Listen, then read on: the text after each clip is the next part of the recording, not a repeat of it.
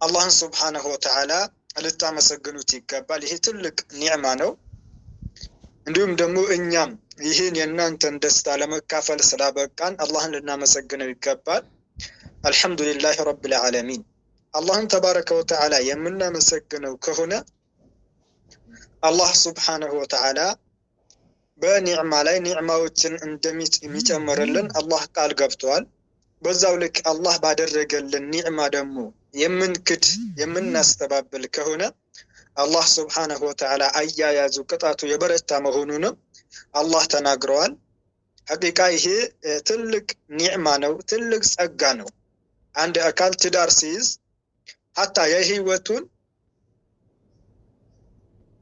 ጅማሮ እንደጀመረ የሚታይበት ነው ማለት ነው። ይህንን ትዳር የያዙ አካላቶች ወይንም ደግሞ ዘውጅ ያላቸው አካላቶች ያውቁታል።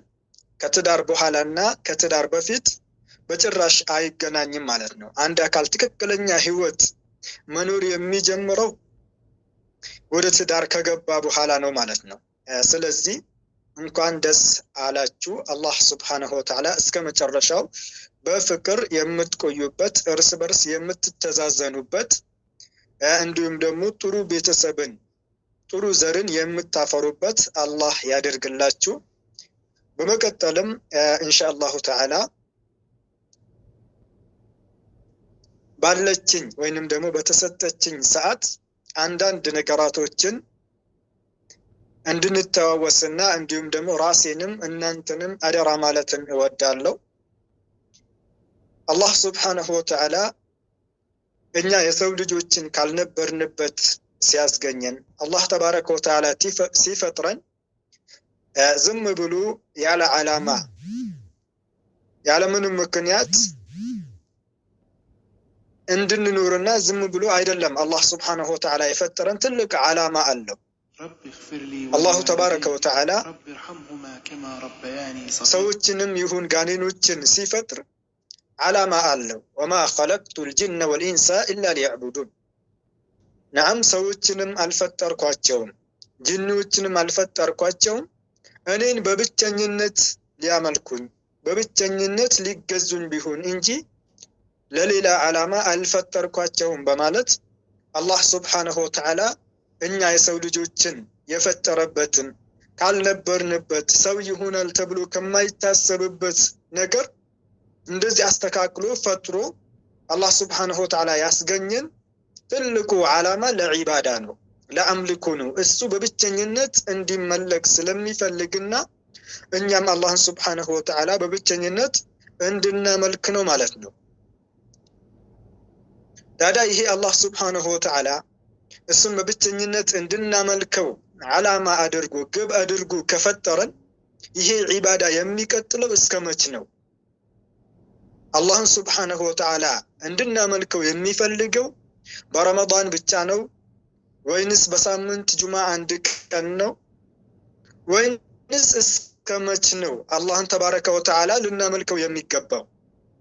አላህ ሱብሓነሁ ወተዓላ ህይወታችን ሙሉ በዒባዳ ማሳለፍ እንዳለብን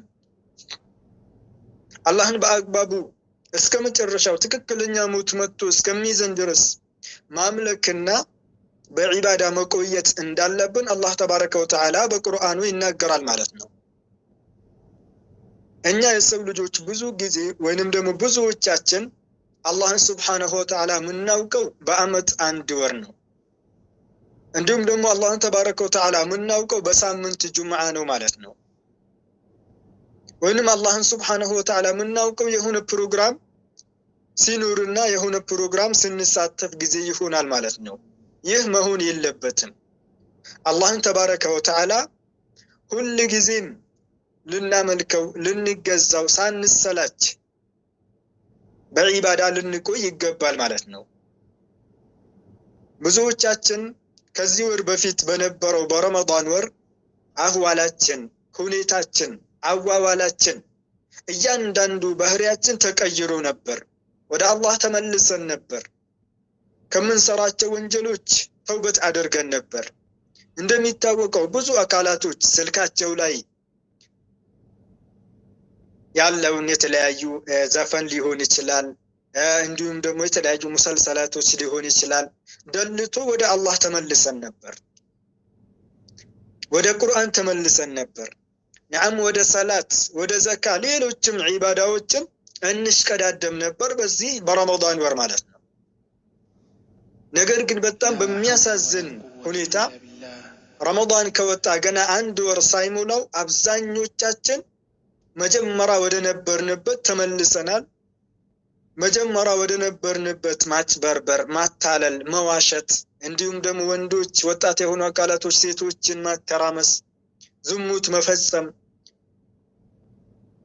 ወደ ወንጀል ተመልሰናል ማለት ነው ይህ መሆን የለበትም አላህ ተባረከ ወተዓላ ልናውቀው የሚገባው ልናመልከው የሚገባው በአመት አንድ ወር አይደለም አላህን ሱብሓነሁ ወተዓላ ልናውቀው የሚገባው በሳምንት ጁምዓ አይደለም ማለት ሁሉ ጊዜም አላህን ሱብሓነሁ ወተዓላ ልናውቀው ይገባል አላሁ ተባረከ ወተዓላ በቁርአኑ ላይ ምን ይላል ወዕቡድ ረበከ ሐታ የእቲየከ اليقين ጌታህን አላህን ሱብሓነሁ ወተዓላ አምልከው አላህን ሱብሓነሁ ወተዓላ ተገዛው እስከ መቼ ትክክለኛው ሞት መጥቶ እስከሚይዝህ ድረስ ሐታ የእቲየከ اليقين ሞት መጥቶ እስከሚይዝህ እስከምትሞት ድረስ አላህን ሱብሓነሁ ወተዓላ አምልከው አላህን ሱብሓነሁ ወተዓላ ተገዛው በማለት አላሁ ተባረከ ወተዓላ በዒባዳ ላይ እስትቃማ እንዲኖረን በዒባዳ ላይ እስከ ለተሞታችን ድረስ እንድንቆይ አላህ ተባረከ ወተዓላ ይናገራል ማለት ነው